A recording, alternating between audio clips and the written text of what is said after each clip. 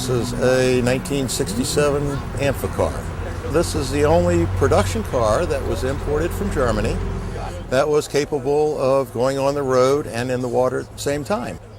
There was only about 4,800 of them made, total production, and unfortunately, there's not too many left of these. There's probably 400 to 450 left worldwide, and it's a great fun. It's an interesting toy.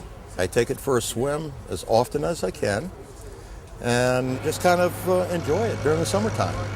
It's a play toy. It's my play toy. I've owned it since 2004 when I got it. As I took it for a first swim, December the 20th, that one I will remember, of 2004, because I was very hesitant about that first time into the water. Cars are not made to go in the water. Everybody knows that. Well, this one is. It's a boat.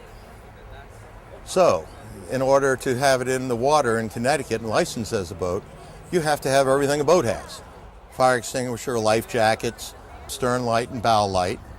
Have to have the horn, and that's what the red thing is on top of the hood.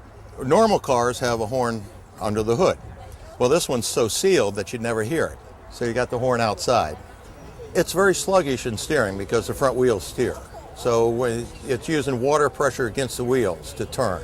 And the slower you go, of course, the less water pressure, so it's fairly sluggish. It doesn't go fast, 7 miles an hour, 8 miles an hour if you push it. And the engine is a Triumph Herald engine. It's a little 43 horsepower four-banger. Has a Lucas ignition and electrical on it.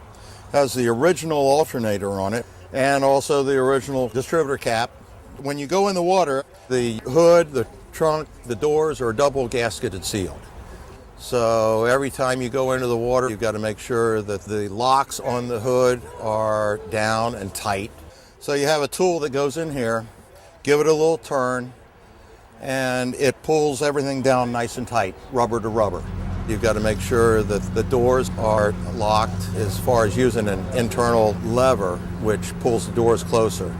So when you pull this up, it pulls the door tighter and also stops people from opening the door when you're in the water.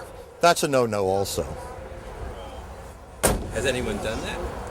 Not in this car, because it's still here. Otherwise it'd be at the bottom. We don't want that to happen. But to be honest with you, it leaks. All the cars leak from new. As a matter of fact, the manufacturer actually put a bilge pump in there because they knew it was going to leak, and this one does.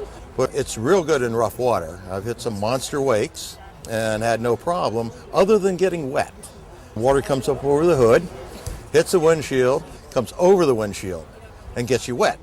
And that has happened quite often. Other than that, it's fine. The small lever on the floor controls the props. You've got the forward, neutral, and reverse on the props. Once you get in the water, it's put in neutral. This stops the back wheels from turning. Both must work simultaneously, otherwise you can't get out of the water. Because as you come out of the water, the props are pushing you. As the back wheels hit land, now you use those to get out of the water. So you can come out in mud, grass, ramp, sand, doesn't matter. The props are nylon.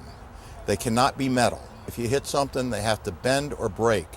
If they're metal, they won't do that, and they'll rip out the transmission. And the transmission is more important than the props.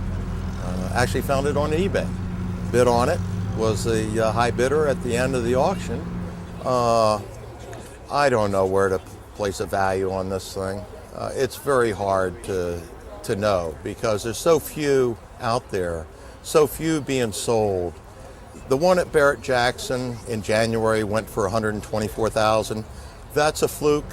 So to put a value on it, I don't know. I'd love to put $1 million on it, but I mean, that's ridiculous.